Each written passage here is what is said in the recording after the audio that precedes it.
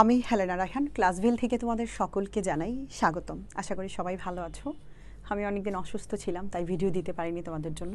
তো আজকে অতটা সুস্থ না, মোটামুটি, তারপরেও ভিডিও দেওয়া দরকার, এই জন্য আর কি আসলাম। তো এসএসসি 26-27 যারা আছো তোমাদের জন্য আজকে আমি কানেক্টরস দিয়ে একটা ভিডিও তৈরি করব। এখন বলবো তোমরা অনেকেই কানেক্টরসটাকে অনেক ভয় পাও, বিশেষ করে এত রুলস এবং এত কিছু। আমি তোমাদেরকে আজকে একদমই কোনো রুলস ছাড়া এবং কোনো ধরনের রুলস মুখস্থ ছাড়াই আমি তোমাদেরকে দেখাবো খুব কম সময়ের মধ্যে মানে তুমি কিভাবে কানেক্টরস করবা খুবই কম সময়ের মধ্যে। আমাদের কোর্সে আমরা মাত্র 3টা ভিডিওর মধ্যে কানেক্টর শেষ করে দিয়েছি। মাত্র 3টা ভিডিওর মধ্যে 30 মিনিট করে এক একটা ভিডিও, 90 মিনিটের চেয়েও কম লেগেছে। সো তুমি চাইলে আমাদের কোর্সে এনরোল করে এগুলো কিন্তু কমপ্লিট করে ফেলতে পারো। আমাদের কোর্সে কিন্তু ভর্তি চলছে 50% ডিসকাউন্টে, চাইলে সুযোগটা এখনও নিতে পারো তুমি। ঠিক আছে, বিস্তারিত জানার জন্য ফার্স্ট কমেন্ট অথবা ডিসক্রিপশন বক্স দেখবে। আবার বলছি, রুলস ছাড়াই কানেক্টরস, ভয় পাওয়ার কিচ্ছু নেই। শোনো বাবা, তুমি পারো না সেটা কোনো সমস্যা না, কিন্তু তুমি শিখতে না চাওয়াটা এটা বড় দোষের। আমি তোমার পাশে আছি। তুমি বলতে পারো, ম্যাম আমি তো এটা পারি না, ম্যাম আমি তো ওইটা পারি না। তো পারো না বলেই তো আমার কাছে আসছো। পারলে কি শিখতে আসতা? পারলে তো এই ভিডিও খুঁজতে না, তাই না? তো পারো না, কিন্তু তোমাকে শেখার মানসিকতা থাকতে হবে এবং 100% ডেডিকেশন থাকতে হবে যে হ্যাঁ আমি শিখতে চাই, ইনশাল্লাহ ভালো কিছু হবে। চলো, ঠিক আছে। তো কানেক্টরস করার আগে তোমাকে বেসিক কিছু জিনিস জেনে নিতে হবে। যেমন কানেক্টরস না বাবা, কানেক্টরস মানে কি? কথাটার কানেক্ট কথা থেকে কানেক্টরস মানে সংযোগ করা। কানেক্টরস দুইটা ক্লজকে, মানে একটা সেন্টেন্সের মধ্যে বিভিন্ন ক্লজ থাকে, দুটো ক্লজকে যুক্ত করে, মানে অংশকে, পার্টকে। আবার দেখা যায় দুটো ফ্রেজকেও যুক্ত করে, আবার দুটো শব্দকেও যুক্ত করে কানেক্টরস। সো কানেক্টরস অনেক ধরনের আছে, কিন্তু ওই কানেক্টরসের সাথে আমাদের কানেক্টরসগুলি ঠিক মিলবে না। আমাদের বইয়ে না আমরা চেঞ্জিং সেন্টেন্স করেছি না, যারা চেঞ্জিং সেন্টেন্সের সাথে একটা সম্পর্ক আছে। সিম্পল কমপ্লেক্স কম্পাউন্ডে যারা আমার কোর্স করেছো, আমার কোর্সে যারা আছো তারা বলতে পারবা, সিম্পল কমপ্লেক্স কম্পাউন্ড চিনার যে উপায়গুলো আমি দিয়েছিলাম, যে এগুলো থাকলে সিম্পল, এগুলো থাকলে কমপ্লেক্স, এগুলো থাকলে কম্পাউন্ড। তো ওই সিম্পল কমপ্লেক্স কম্পাউন্ড ওই ওয়ার্ডগুলো দিয়ে আসলে কানেক্টরস হয়। এর বাহিরে ব্যতিক্রম অল্প কিছু আছে। যেমন কানেক্টরসের অনেক, যদি আমি বলি মুখস্থ যদি করতে দিই, হিউজ আছে। তো তুমি তো এতগুলো মুখস্থ করে পারবা না। এবং একটা দেখা যায় সময়ের উপর অ্যাডভার্বাল অফ কানেক্টরস, একটা দেখা যায় টাইম অফ কানেক্টরস, মানে সময়কে মিন করছে, একটা এক এক রকম। সো ওগুলো বলতে গেলেও তোমার মাথা ঘুরাবে। আমি কোনো রুলসে যাব না, আমি যে সরাসরি প্র্যাকটিসের মাধ্যমে তোমাকে শিখাই দিব। তবে কিছু জিনিস একটু আমরা জেনে নিব। এই যেমন সিম্পল কমপ্লেক্স কম্পাউন্ড, যারা আমার এইটা করেছো তারা কানেক্টরস তো একদম চুটকিতেই পারবা, কোনো ব্যাপার না।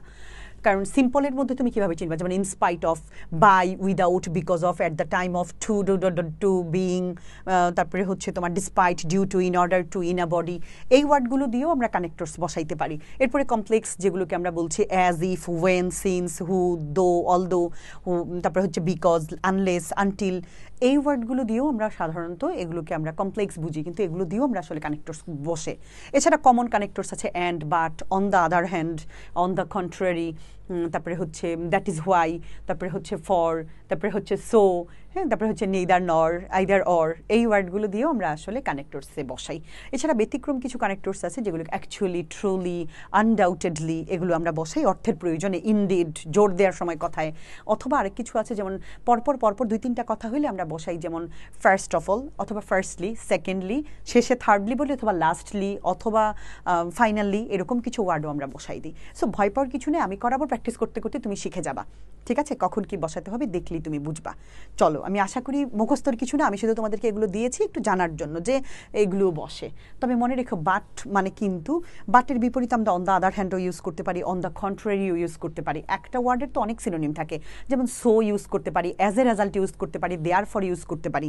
এগুলো একই কথা মিন করে। ঠিক আছে, আবার যেমন কোনো জায়গায় অ্যাকচুয়ালি বসাইতে পারি, আবার ট্রুলি বসাইতে পারি, আবার ইনফ্যাক্ট বসাইতে পারি, আবার কোনো কিছু যেমন বর্তমানকে বোঝাচ্ছে তাহলে আমরা অ্যাট প্রেজেন্ট দিতে পারি। এটা ডিপেন্ড করে, আমরা করতে করতেই শিখে যাব। তো এখন তুমি বলতে পারো, ম্যাম আপনি তো বললেন রুলস লাগবে না। তো আমি তো তোমাকে রুলসের কথা বলি নাই বাবা। এখন কিছু ওয়ার্ড জাস্ট চিনে রাখা। এখন তুমি ক্লাসভেল নামটা যদি না চিনো, আমি ম্যামকে, এইটুকু তো তোমার চিনতে হবে। প্র্যাকটিস করতে করতে শিখে যাবো কখন কোথায় কি বসবে। কেমন? ভয় পাওয়ার কিছু না, আমি একদমই রুলস দিব না। আমি শুধু এগুলো তোমাকে চেনার জন্য দিয়েছি, যে যারা আমার সিম্পল কমপ্লেক্স কম্পাউন্ড ওগুলো করেছে তাদের কাছে তো এগুলো কোনো ব্যাপারই না যে তারা বুঝবে এগুলো। সো সরাসরি প্র্যাকটিসে চলে যাচ্ছি। চলো, আমি 2টা ডেমো তোমাদেরকে দেখাবো আজকে করে কানেক্টরস, এবং তুমি দেখবা কত সহজে তুমি পারতেছো এবং কত মজার। কানেক্টরসের চেয়ে সহজ সত্যি আর কিছু নেই, আর কিছুই নেই। আমরা 2015 থেকে 2025 পর্যন্ত সবগুলো বোর্ড করিয়েছি, জাস্ট 3টা ভিডিওর মাধ্যমে শেষ করে দিয়েছি। ঠিক আছে, চলো আমি তোমাদেরকে এখন 2টা দেখাই কিভাবে করবা। তো একটু দেখো, একদম প্রথমেই এখানটায় আছে ঢাকা বোর্ড 2024, সিলেট বোর্ড 2015, একটাই 2বার এসেছে। এরপর আরেকটা দেখাবো রাজশাহী বোর্ড 24, বরিশাল বোর্ড 24, একটা জিনিসই 2টার মধ্যে আসছে। দেখছো কত ইজি। তো যদি এরকম হয়, তোমার ভাগ্য ভালো হয়, তাহলে তো কমন পাইয়াও যেতে পারো, তাই না? চলো দেখি। আর তোমাদের টেস্টে বলো বা প্রি টেস্টে বলো, এগুলো এই বোর্ড প্রশ্ন থেকেই আসবে। এগুলো বেশি বেশি করে প্র্যাকটিস করবা। আবারও বলতেছি, পারিব না এই কথাটি বলিও না, আর একবার না পারিলে দেখো শতবার। তুমি একবার পারো না, 5বার দেখবা, কিন্তু একটা সময় তুমি পারবা। কিন্তু তুমি যদি হাল ছেড়ে দাও, এখানে কারো কিচ্ছু করার নেই। ঠিক আছে, চলো। আমিও তোমাকে সাহায্য করতে পারবো না যদি তুমি নিজে শিখতে না চাও। দেখি আমরা, ইট ইজ নোন টু অল। আমি কোনো রুলসে যাচ্ছি না, সরাসরি প্র্যাকটিসে যাচ্ছি এবং বাংলাটার সাথে বলে দিচ্ছি। দেখো, it is known to all dash. শোনো, ইট ইজ নোন এরপরে দ্যাট বসে, ইট ইজ সেইড এরপরে দ্যাট বসে, ইট ইজ রিমেম্বার এরপরে দ্যাট বসে, it is a matter of sorrow এরপরে দ্যাট বসে, it is a matter of joy that. এরকম আবারও বলছি, it is said that, it is remember that, it is known that. তোমার তারপরে আছে এরকম, it is a matter of sorrow that, it is a matter of joy that. কিছু word common কিছু এর সঙ্গে দ্যাট বসে। সো এটাও সেই রকমই, it is known to all. এটা সবাই জানে, THAT দ্যাট। আচ্ছা, সবাই জানে যে it is known to all that. সবাই জানে যে gold is a valuable metal. Valuable মানে মূল্যবান, মেটাল মানে ধাতু। স্বর্ণ একটা মূল্যবান ধাতু। দেয়ার আর মেনি মেটালস চিপার দেন, চিপার মানে সস্তা, দেন গোল্ড। স্বর্ণের থেকে এমন অনেক মেটাল আছে, অনেক ধাতু আছে যারা সস্তা। দো, যদিও দে লুক লাইক ইট, যদিও তারা দেখতে ঠিক স্বর্ণের মতোই, কিন্তু অনেক সস্তায় পাওয়া যায়। Dash, they glitter for sometimes. এখানে কি হবে ধরো তুমি জানো না, আমিও জানি না, কিন্তু আমি পুরোটা পড়বো, পড়ার পরে আমি বাংলাটা ফিল করবো, দেখবা যে আমরা বুঝতেছি কি হবে। দে গ্লিটার ফর সামটাইমস, তারা কিছু সময় চকচক করে। এরপরে কমা দিয়ে, মানে কথা একটা ক্লজ শেষ। এরপরে they fade away in the long run, কিন্তু একটা দীর্ঘ সময় পরে গিয়ে কি হয়ে যায়, ফ্যাকাশে হয়ে যায়। সো তার মানে এখানে আমরা দিতে পারি দো তখনই হয় বিপরীতধর্মী কথাবার্তায়। যেমন ধরো, এক পাশে হচ্ছে এটা পজিটিভ, এটা ভালো, কিন্তু এটার আবার একটা খারাপ দিক আছে। লোকটি গরিব, হ্যাঁ, কিন্তু লোকটি কি অসৎ, বা লোকটি সৎ, এরকম বলতে পারি আমরা। ঠিক আছে, দো he is a poor, he is honest, এরকম আমরা বলতে পারি। সো এটা হচ্ছে দো ক্যাপিটাল, যেহেতু প্রথমে স্মল এখানে ফুল স্টপ আছে, সো প্রথমেই আমরা ক্যাপিটাল দিয়ে ইউজ করবো, হ্যাঁ, না হয় কিন্তু কেটে দিবে।